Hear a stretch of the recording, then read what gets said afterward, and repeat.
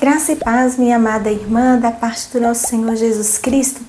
Que alegria poder estar com você mais uma vez e nesse tempo de capacitação podemos pensar sobre o tema do ano da nossa igreja, qual seja a sabedoria e a simplicidade do Evangelho.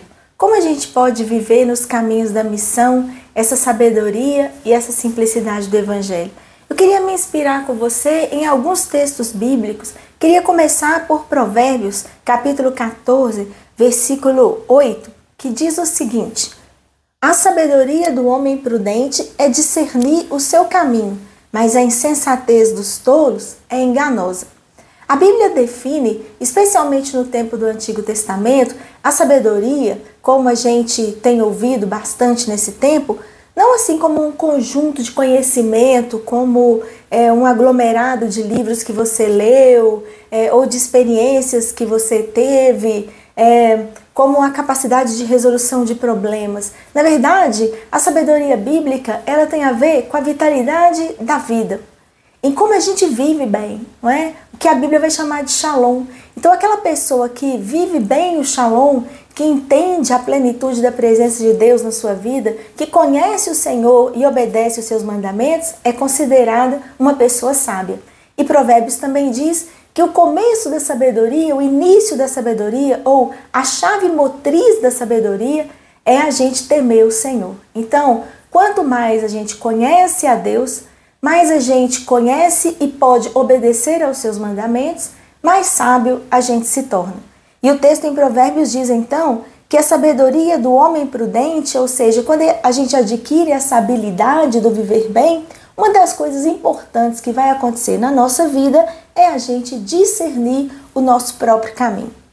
Eu me lembro desde o início da minha jornada como pastora que um dos dons que eu sempre pedi a Deus foi o dom do discernimento. Eu sempre considerei o dom do discernimento um dos mais importantes para a gente poder saber viver bem. Primeiro porque a palavra discernir na Bíblia, ela significa o ato de saber julgar uma situação ou conhecer o caráter das pessoas. Então, quando você é uma pessoa que está, por exemplo, numa função de liderança como eu, conhecer o caráter de alguém, e aí a gente não está falando se a pessoa é boa ou ruim, né? A palavra caráter também na Bíblia vale a pena uma pausa aqui. Caráter é a qualidade daquilo que é impresso. Então, eu gosto muito da origem bíblica e etimológica da palavra caráter. Não sei se você sabe disso. Mas as moedas, elas são cunhadas até hoje, né? Existe um desenho nelas. E antigamente, era o desenho do imperador que estava dominando naquele momento. Então, quando o imperador morria, em geral se recolhiam as moedas, essas moedas eram raspadas e um novo caráter, uma nova fotografia era impressa. E significava que aquela moeda pertencia àquele imperador. Quando se usa a palavra caráter para falar sobre conversão, a ideia é mais ou menos a mesma. É como se a nossa antiga vida fosse raspada e a imagem de Jesus fosse nela impressa. Então, caráter é aquilo que revela de quem aquela moeda é, a quem aquela moeda pertence, não é? Jesus usa mesmo essa figura quando ele pede para mostrar a moeda e ele fala, olha, tem um desenho do César aqui, essa moeda é dele. Então, se alguém tem o caráter de Cristo, esse tal é dele, né?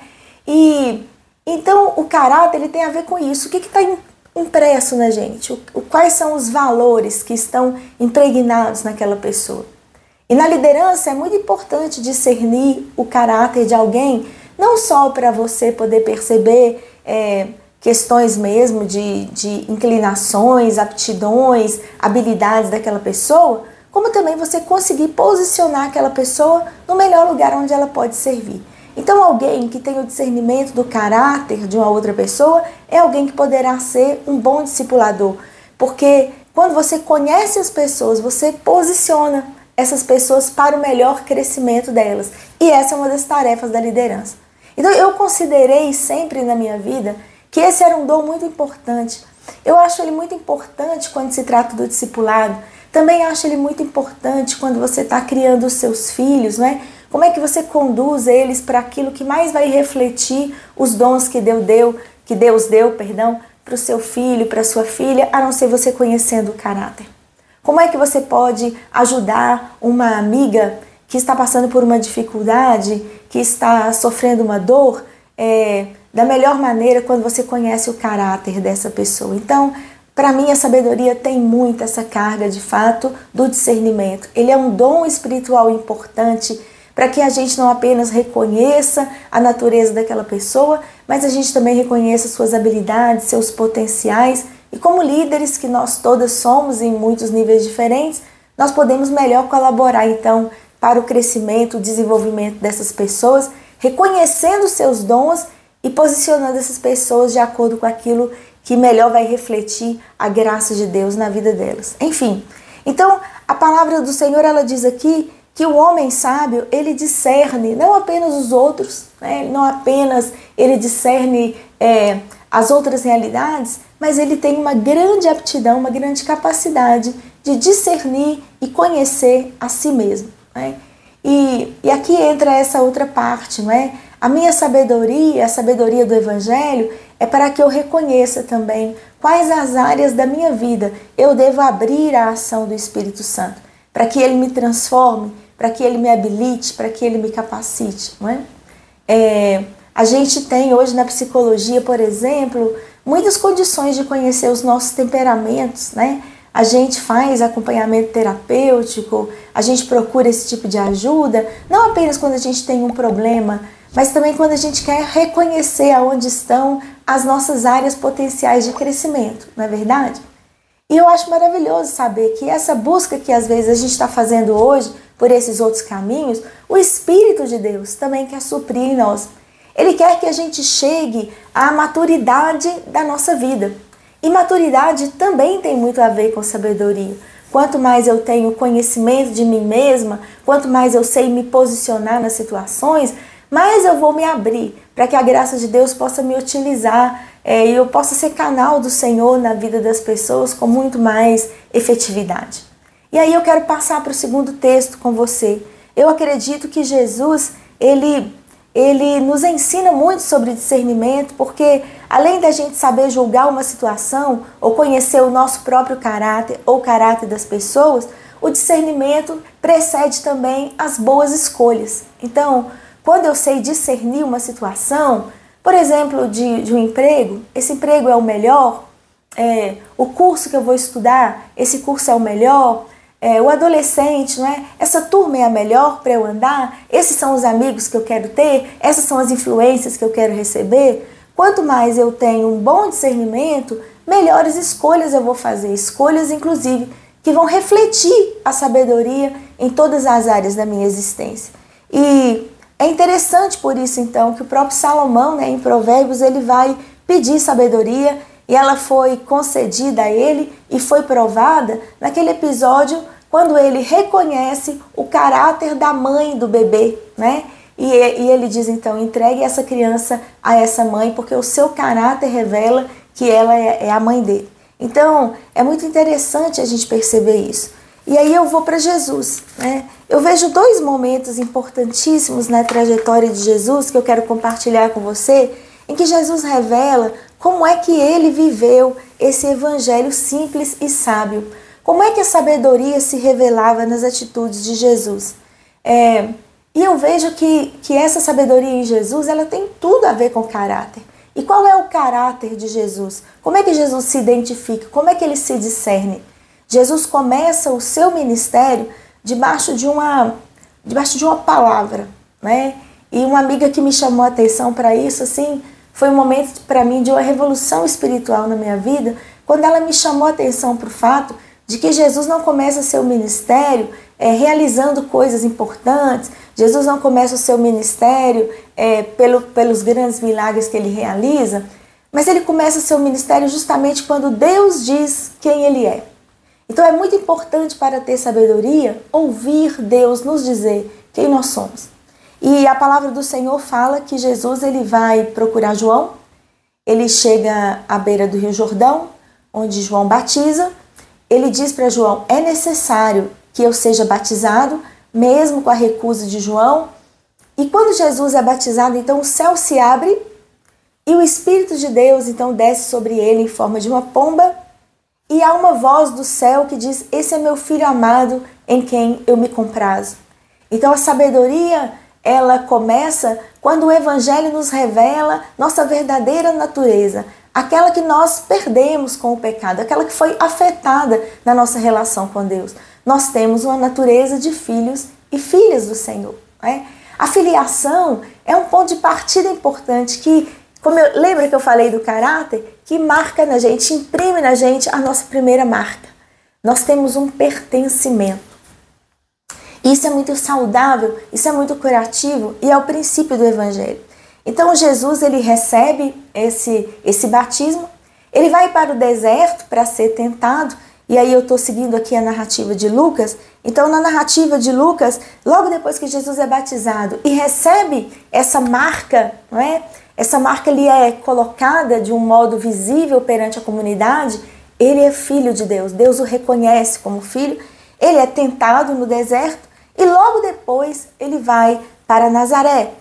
Quando ele chega em Nazaré, ele continua fazendo suas coisas cotidianas. O texto diz que ele começou a ensinar na sinagoga, todo mundo elogiava, e ele foi então aonde tinha sido criado e entrou na sinagoga, diz o texto, como era do seu costume. Não é? A sabedoria não tira a gente da vida comum. A sabedoria não coloca a gente num lugar elevado, melhor do que todo mundo. A sabedoria nos insere, né? Ela nos leva ao encontro das outras pessoas. E Jesus se levantou para ler. Em Isaías 4, a partir do verso 18, Jesus começa a citar o profeta Isaías. E ele diz o seguinte: o Espírito do Senhor está sobre mim, porque ele me ungiu para pregar boas novas aos pobres, ele me enviou para proclamar liberdade aos presos e recuperação da vista aos cegos, para libertar os oprimidos e proclamar o ano da graça do Senhor. E o texto diz no 20: então ele fechou o livro, devolveu ao assistente e assentou-se. Na sinagoga, todos tinham os olhos fitos nele, e ele começou a dizer-lhes: hoje se cumpriu a escritura que vocês acabaram de ouvir. Então Jesus está dizendo e assumindo publicamente o início do seu ministério com essa palavra: hoje se cumpriu, né? E qual é essa palavra? A sabedoria reconhece quem domina a sua vida.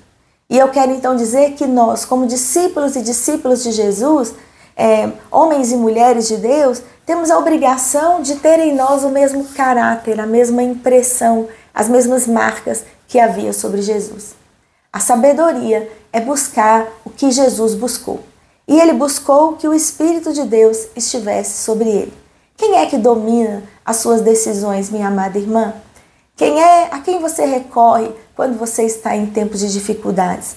Jesus não andava sob qualquer espírito. Ele andava sob o Espírito de Deus.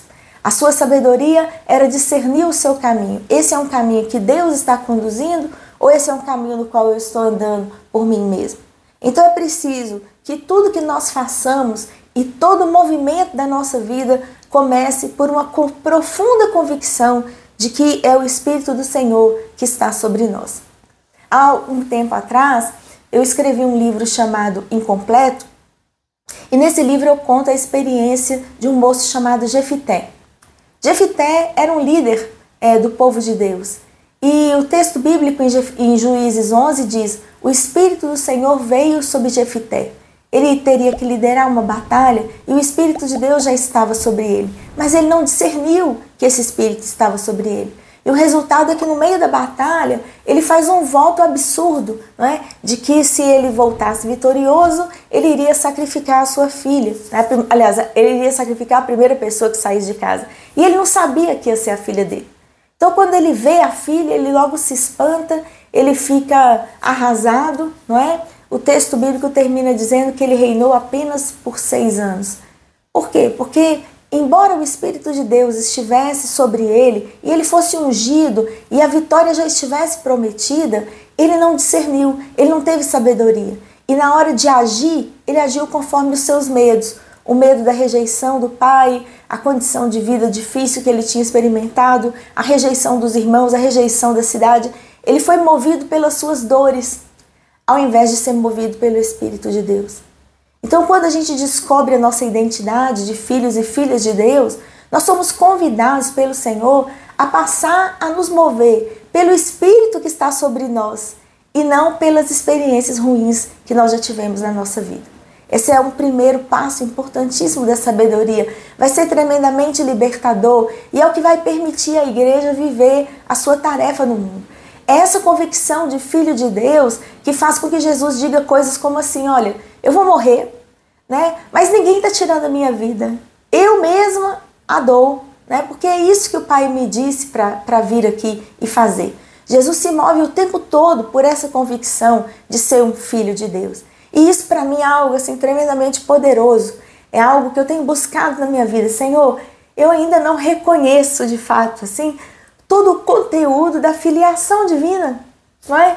O que de fato significa ser uma filha do Senhor? O que ainda eu tenho para aprender sobre isso? Porque quando eu olho para Jesus, eu vejo toda a potência, a força dele, não é? De cumprir a sua missão, baseado nesse entendimento profundo, nessa grande conversão. Eu sou filho e filha de Deus, né? Eu não sei como é que é isso para você, mas toda vez que eu penso sobre esse texto, ele de fato me comove muito, né? O Espírito do Senhor está sobre mim. Bem, essa é uma revelação de identidade. Eu sou alguém sobre quem o Espírito de Deus está. Na sequência, então, Jesus diz: esse Espírito está com um objetivo. Ele me ungiu. Aqui vem a segunda questão, né? Ele está sobre mim, ele me move, mas ele também me ungiu. Na Bíblia, a unção é sempre para um serviço, né? Nós não somos ungidos para sermos considerados superiores, não somos ungidos para ser uma classe especial de gente, não somos ungidos para que os outros achem que nós somos melhores do que ninguém. A pessoa é ungida para uma missão, para uma tarefa, né? O rei é ungido para uma tarefa, o profeta é ungido para uma tarefa, e o sacerdote também, não é? Então toda tarefa, todo trabalho que requer uma unção, ele tem assim um profundo senso de comissionamento, né? É a segunda coisa. Se eu sou ungida para um serviço, eu não posso tomar o serviço por meu, né? A minha postura é uma postura de humildade, é uma postura de entrega. E Jesus transmite isso muito bem. Bem, eu sou alguém ungido. Ungido para quê? Aqui é um conjunto de ações que demonstram a sabedoria do Evangelho. Para que ele serve e como é que ele então começa a impactar a vida das outras pessoas?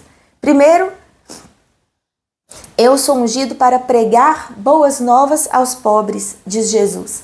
E assim como Jesus, eu e você também, minha irmã, nós somos ungidas para pregar boas notícias. E as boas notícias, elas são fundamentais nesse mundo onde tantas pessoas estão passando hoje por profundos adoecimentos mentais, espirituais, sociais. Nós temos que reconhecer que muitas vezes não temos pregado um evangelho das boas novas.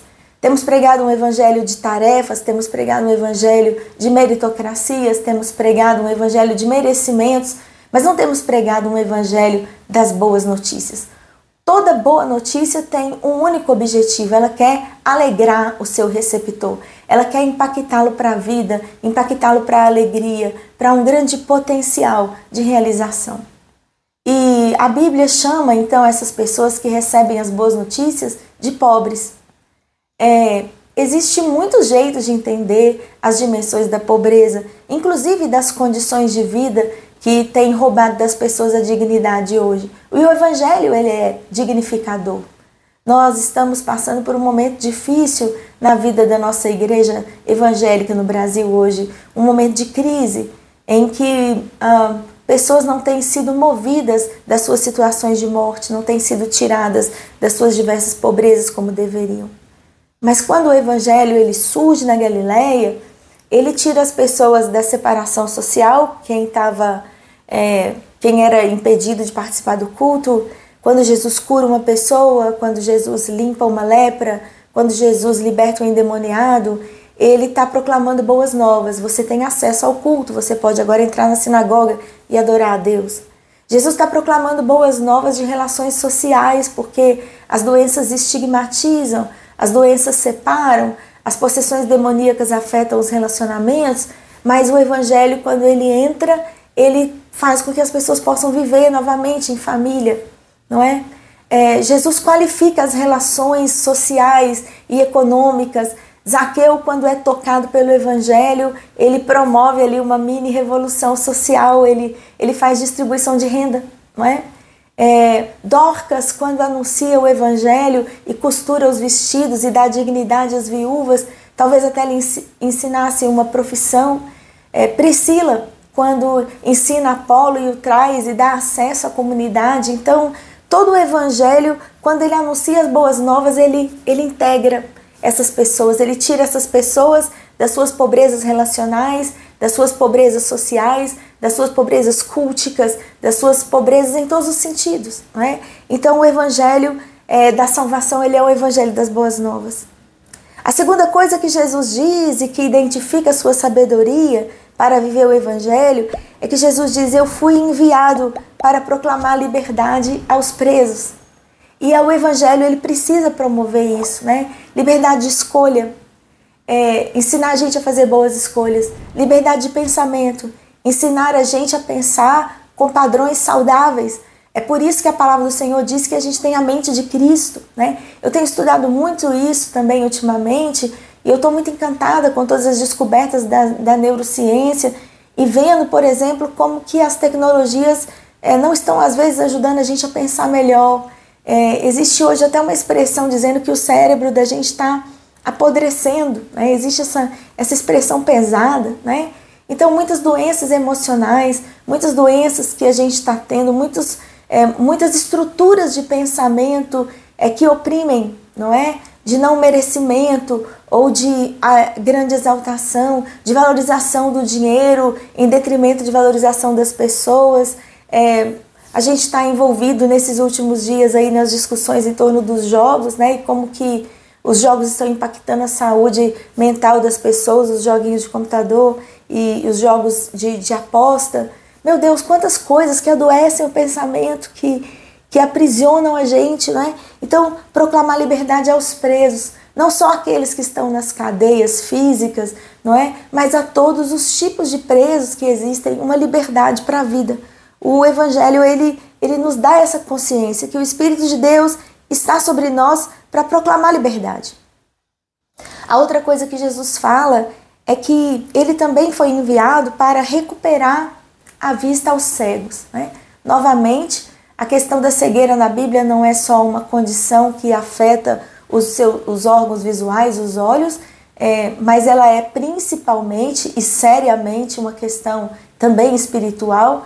E tudo isso está ligado também à sabedoria, porque quanto mais você tem elementos para enxergar, para ver as realidades, melhor você vai viver, mais sabedoria você vai ter, melhor você vai obedecer a Deus. Jesus vem trazer visão para nós. Visão em 3 níveis, eu quero dizer. Visão de Deus, porque Jesus nos revela a Deus, nos dá a conhecer a Deus, nos mostra como é possível conhecer o Senhor. Segundo, uma visão de nós mesmos, como eu já disse, como filhos e filhas redimidos do Senhor, que podem viver a salvação plenamente, que ao aceitar a Cristo como Senhor e Salvador, são também restaurados nessa sua filiação. E uma visão do próximo, não é? A gente também, quando começa a viver o Evangelho com maturidade, o nosso olhar sobre as outras pessoas é modificado. Passa a ser um olhar segundo o Espírito de Deus, de que essas pessoas necessitam de salvação, que essas pessoas necessitam de perdão, de compaixão. Nós nos relacionamos amorosamente com as pessoas a partir do impacto que é o Espírito de Deus que realiza em nós. Não podemos amar de nós mesmos, né? Não podemos amar de nós mesmas. Nós estamos com um amor muito movido pelas nossas condições, pelos nossos critérios. Mas quando a gente é dominado pelo Espírito de Deus, a nossa maneira de amar também muda. A gente, inclusive, começa a perceber a necessidade de amar as pessoas, não como a gente acha que tem que amar, mas como as pessoas necessitam ser amadas, dentro das suas condições, das suas limitações, dos seus potenciais, não é? E eu acho isso assim de uma força tremenda. O texto também diz que o Espírito do Senhor está sobre Jesus e, portanto, está sobre nós para libertar os oprimidos, não é? Onde é que as pessoas estão vivendo condições de vida aquém daquilo que elas poderiam viver ou pensar? Quantas pessoas foram treinadas para não acreditar em si mesmas? Quantas pessoas foram treinadas para acreditar que não tem valor? Quantas pessoas em nossas sociedades têm dificuldade até de entrar nas nossas igrejas porque não se sentem dignas? Quantas pessoas estão sendo excluídas hoje mesmo da presença de Deus por nossos julgamentos, por nossos preconceitos, por nossas ideias limitadas do alcance do poder transformador do Espírito de Deus? Há sociedades inteiras ainda no mundo hoje baseadas em castas, em que as pessoas estão segmentadas e não podem se libertar. A palavra do Senhor, ela diz que Jesus veio para libertar. E por fim, ele diz para proclamar o ano da graça do Senhor. E aqui eu me encanto muito, porque o ano da graça que Jesus quer proclamar é justamente a ideia e todo o conteúdo do jubileu. Um grande momento de perdão, de acolhida, não é? Em que dívidas impagáveis passam a ser perdoadas e não contam mais e é possível recomeçar a vida. O ano do jubileu é um grande sonho dos judeus, um sonho de justiça social. E Jesus também veio para proclamar isso, né? Para proclamar o ano da graça do Senhor. E ele diz: hoje, e vocês estão aqui olhando para mim nesse lugar, enquanto eu leio esse texto, se cumpriu essa escritura. Bem, todo o ministério de Jesus então vai decorrer disso, desse entendimento de que o Espírito de Deus estava sobre ele. A partir do momento que Jesus entende isso e entende o conteúdo da sua missão, o próprio Evangelho de Lucas vai dizer que Jesus saía por toda parte fazendo bem. Eu quero terminar a minha reflexão com você dizendo que então é fácil entender o Evangelho. Ele é realmente simples. Ele tem a ver com essa vida na qual pessoas dominadas pelo Espírito de Deus são ungidas. Elas pregam boas novas, elas proclamam liberdade aos presos, recuperação de vistas aos cegos, elas libertam os oprimidos e proclamam a graça do Senhor. Essa é a grande tarefa da igreja. Quando você cuida da sua casa, quando você trabalha no seu emprego, quando você desenvolve seus estudos, quando você usa todos os dons que você tem para a glória do Senhor, de muitas maneiras diferentes você está cumprindo essa escritura que você acabou de ouvir. E eu quero dizer para você, minha irmã, que na liderança do seu ministério, da sua célula, da sociedade de mulheres da sua igreja, na liderança da sua casa, dos seus negócios, na liderança da sua vida, o Senhor quer que você reconheça essas duas realidades. Comece cada dia do seu ministério lembrando-se que tudo que você fizer não vai ser levado em conta meramente pelo fato de estar sendo feito. Deus vai olhar e vai aprovar a partir da perspectiva de que você é uma filha. Torne-se cada dia filha de Deus, entenda e discirna o conteúdo dessa sabedoria. Baseie a sua vida na sua identidade de filha e tudo aquilo que você fizer proclamará a glória do Senhor. E o Espírito de Deus virá sobre você, assim como foi sobre Jesus. Eu te abençoo, eu declaro as bênçãos do Senhor sobre a sua vida, eu declaro uma unção de sabedoria e de simplicidade do Evangelho sobre você, para que você reconheça hoje o quanto você é uma filha amada, na qual o Senhor se compraz, e que você saia para anunciar as boas novas da grande alegria dessa salvação e dessa filiação, para que outras mulheres, reconhecendo isso em você, também possam proclamar nas suas vidas e o reino de Deus se espalhe por toda a terra. Shalom!